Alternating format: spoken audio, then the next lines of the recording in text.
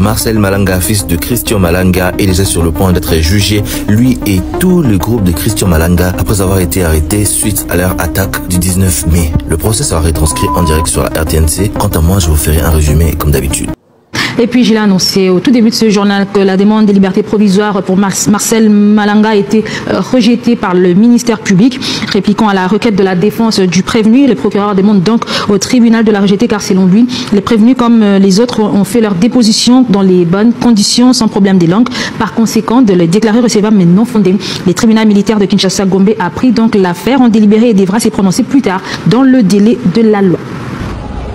Il soutient encore que c'est son père, Christian Malanga, et Taylor Thompson, qui pilotait les drones.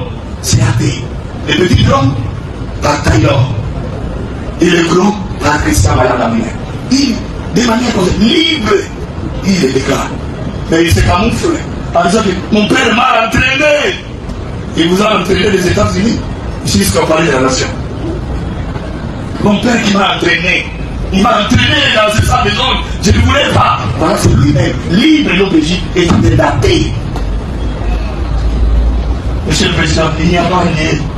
Lorsque vous allez vous prononcer, les amis, j'espère que vous allez tout simplement dire recevable et non fondé. Non fondé. Même pas de liberté provisoire. Même pas. L'article 45 qui comme un conseil là.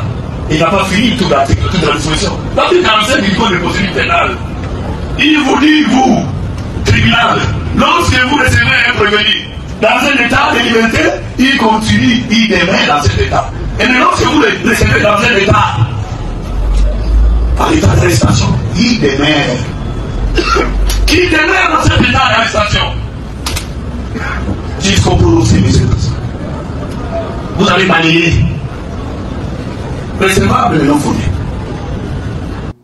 Marcel Malanga, mes chéris, ce jeune homme que vous voyez sur cet écran avait tout pour être heureux. Il avait une belle vie, une vie normale. Il vivait aux États-Unis. Sa maman est américaine. Son papa est congolais. On ne sait pas ce qui s'est passé. On ne sait pas. C'est un jeune qui croquait la vie. En tout cas, vous tapez dans les réseaux sociaux Marcel Malanga. Vous allez voir à peu près qui c'est. Du jour au lendemain, son propre père vient lui convaincre d'aller sauver le Congo. On va aller sauver le Congo. On ne sait pas comment le père a réussi d'entraîner son fils dans ce genre de conditions, dans ce genre de situation. À l'heure où je vous parle, le papa ne vit plus et le fils est en prison. Une personne qui a essayé de RIP, les gens qui sont en haut là-bas, on le considère tout de suite comme étant un dangereux monsieur. Donc à l'heure où je vous parle, il est en prison à cause de son propre père. C'est quelle idée ça, punaise? C'est quelle idée? Si tu veux aller sauver le Congo, tu veux aller sauver ton pays, va seul.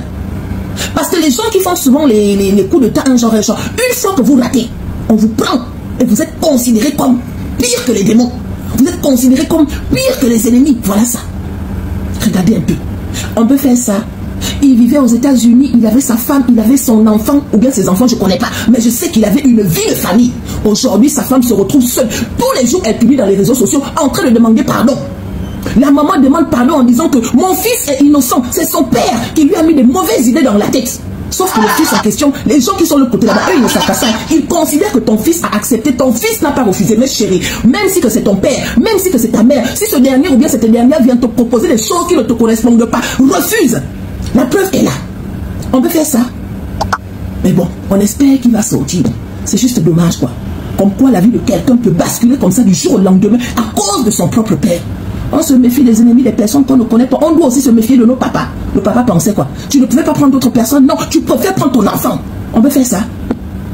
Procès Christian Malanga, voici les résumés. Sur 53 personnes poursuivies, 51 personnes ont comparu devant les tribunaux militaires de garnison car Christian Malanga et Aboubakar sont morts. Marcel Malanga, Taylor, Christian et Roman, les Américains n'ont pas voulu donner leur adresse publiquement devant les tribunaux pour ne pas exposer leur famille. Marcel Malanga n'a pas de diplôme mais il a eu à faire une année à l'université. À part eux, plus de 40 personnes ont comparu devant le tribunal pour être identifiées. Parmi eux, il y a tous les membres du groupe de Christian Malanga, le manager de l'espace Momo où les assaillants habitaient, les dames qui leur auraient aidé à entrer au palais de la nation et toutes les personnes qui sont impliquées de près ou de loin dans cette affaire. Ils sont poursuivis par la justice pour le meurtre de Kevin Tamba, des gardes de l'honorable Vital Kamerhe, d'avoir volé des véhicules pour opérer, d'avoir détenu des armes et pour tentative de déstabiliser les institutions de la République. Mais sans oublier l'attaque du domicile de l'honorable Vital Kamerhe. Le juge a insisté sur le fait qu'il risque de subir la peine de mort. L'un des avocats des assaillants a déclaré qu'il veuille à ce que le droit soit respecté et que même si ils sont accusés pour des faits graves, ils sont présumés innocents pour l'instant. Alors le juge a expliqué le fait à tous les prévenus. Ils vont devoir retourner en détention pour revenir devant lui dans la huitaine afin qu'ils puissent se défendre. Je tiens au courant pour la suite. Tout à l'heure, je vais vous expliquer où est-ce que les Américains Marcel Malanga et les autres vont être jugés, au Congo ou aux États-Unis. Mais pour l'instant, dites-moi, d'après vous, quelles sanctions méritent-ils d'avoir commis tous ces actes?